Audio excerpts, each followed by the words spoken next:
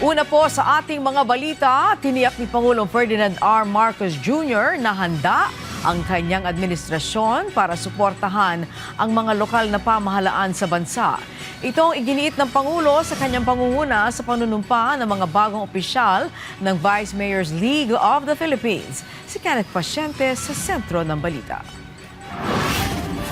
Sa kanyang pangunguna sa panunumpa ng mga bagong halal na National Executive Officers ng Vice Mayor's League of the Philippines o VMLP, hinimok ni Pangulong Ferdinand R. Marcos Jr. na ipagpatuloy ang pagpapalaganap ng diwa ng pagkakaisa, kooperasyon at dedikasyon sa bansa, lalo na sa gitna ng mga hamong kinaharap ng Pilipinas bunsod ng krisis sa gitnang silangan.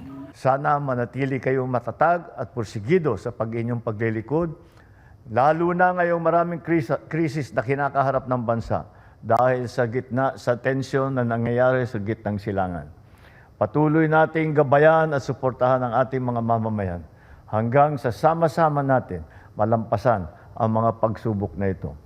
Kinilala rin ng Pangulo ang mahalagang papel ng VMLP sa pagsusulong ng epektibo at tumutugong lokal na lehislasyon sa pamamagitan ng pakikipagtulungan sa international stakeholders at national government. Kasabay niyan ang pagtiyak ng Pangulo na tutugunan ang mga hamong kinaharap ng LGUs kabilang ang administrative, financial at technical capacity na nakakaapekto sa kanilang serbisyo. Kaya pinapalakas ng administrasyon ang koordinasyon ng local at national government at itinutulak ang digitalisasyon ng serbisyo sa pamamagitan ng Electronic LGU System o ELGU. Gayon din ang pagpapatupad ng Automatic Income Classification of LGUs Act at pagpapalawak ng Local Government Support Fund.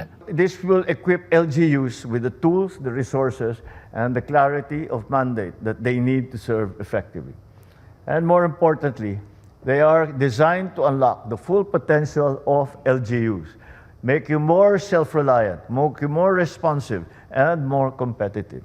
Tiniyak pa niya na handa ang gobyerno na tumulong para umagapay sa mga lokal na pamahalaan para sa kanilang connectivity initiatives. Patuloy din anyang ginagawa ng pamahalaan ang mga hakbang para maipatupad ang Mandanas Ruling na nagpapalaki sa bahagi ng kita ng mga local government units mula sa pambansang buwis. Nangako rin ang presidente ng mas mataas na pondo sa mga susunod na taon kasabay ng pagpapabuti ng koleksyon ng kita ng gobyerno. Right now, we are still having to